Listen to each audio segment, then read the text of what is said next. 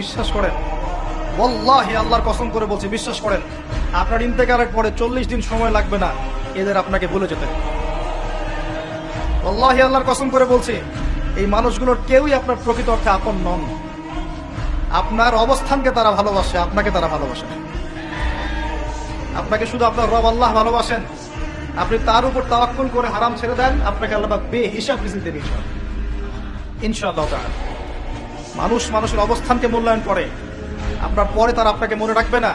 আপনি আমি যদি আজকে পৃথিবীতে নাও থাকতাম, আজকে যদি আমরা পৃথিবীতে নাও থাকতাম, পৃথিবীর ঘূর্ণন কমে যেত না, পৃথিবী ঘুরতই, রাত হতো, দিন আসতোই, আমাদের স্ত্রী সন্তানরা বেঁচে থাকতো, মা বোনরা বেঁচে থাকতো, সবাই যার যার জায়গায় ঠিকই থাকতো, আমরাই থাকতাম। এটাই বাস্তবতা, এটাই দুনিয়া নির্মম বাস্তবতা। তাহলে এই দুনিয়ার সংক্ষিপ্ত জীবনে কাদের কথা চিন্তা করে আপনি আল্লাহর অবাধ্যতা করছেন? কাদের কথা চিন্তা করেন?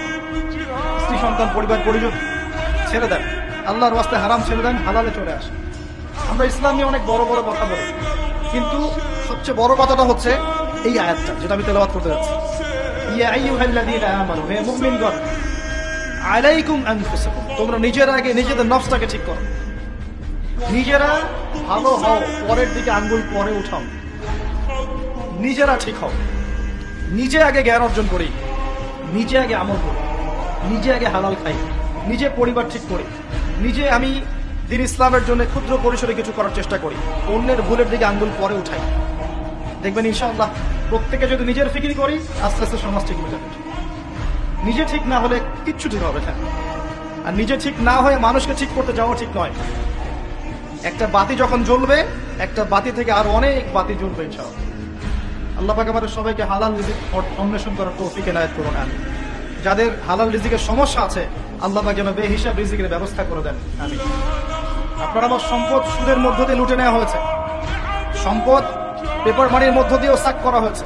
পৃথিবীর একটা অংশ দিন দিন ধনী হয়েছে, আর একটা অংশ ডে বাই ডে প্রপার্টি ডিস্ট্রিবিউশনের মধ্যে চলে গেছে। এগুলো বুঝতে আরো সময় লাগবে, আরো দিন যেতে দেন, 5 বছর 10 বছর যাক, আপনারা নিজেরাই বুঝতে পারবেন ইনশাআল্লাহ। বিষয়টা হচ্ছে যে এগুলো ভবিষ্যৎবাণী নয়, এগুলো বর্তমান। যখন মানুষ বাহ্যিক এবং অভ্যন্তরীণ জ্ঞান রাখবে না, তার কাছে বর্তমানের ঘটনাকে ভবিষ্যৎ মনে হবে।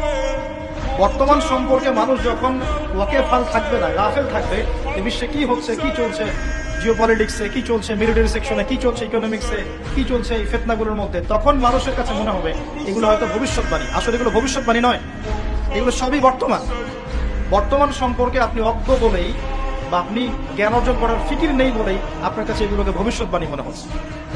আপনি দুই চোখ খোলেন, খিদিরের মতো হন আলাইহিস সালাম, আপনি দেখবেন সবকিছু আপনার কাছে স্পষ্ট হয়ে যাবে। আমরা এমন একটা সময় বাস করছি যেখানে আখিরুজ জামানের ম্যাক্সিমাম সাইনগুলো দেখা যাচ্ছে, ম্যাক্সিমাম। ডে বাই ডে আপনি ধর্ষণের বৃদ্ধি দেখতে পারবেন, ডে বাই ডে আপনি জিনা বাড়বে দেখবেন, মাদক দ্রব্য মানুষ বেশি বেশি খাবে। একটা মানুষ খুঁজে পাবেন না যে ব্যক্তি সুদ থেকে 100% মুক্ত থাকতে পারবে, একটা মানুষ পাবেন। বাহ্যিক বিষয় বাদ দেন, ইন্টারনালে আসেন।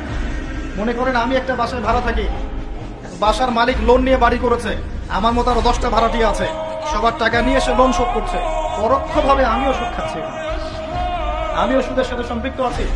এটা সেই জামানা যে জামানা সম্পর্কে নবী সাল্লাল্লাহু আলাইহি ওয়াসাল্লাম বলেছিলেন যে যে ব্যক্তি সুদ থেকে দূরে থাকতে চাইবে, আখিরুজ জামানে তার গায়েও সুদের ছিটাফোঁটা গিয়ে লাগবে, কেউ মুক্ত থাকতে পারবে। টপ টু বটম দেখবেন সুদি কারবারের সয়লা। আর কেন রাগ হচ্ছে না আমার সাথে? আল্লাহ রাব্বুল আলামিন পবিত্র কোরআনে বলেছেন, ইয়া আইয়ুহাল্লাযীনা আমানু, আমি আপনাকে আল্লাহর কালামটুকু শোনাতে এসেছি। জোর করে কাউকে কিছু মানানো যায়? এটা ইসলাম শেখায়? ইসলাম তরবারির জোরে কোনো কিছুকে মানতে শেখায়? ইসলাম শুধু দাওয়াত দিতে শেখায়।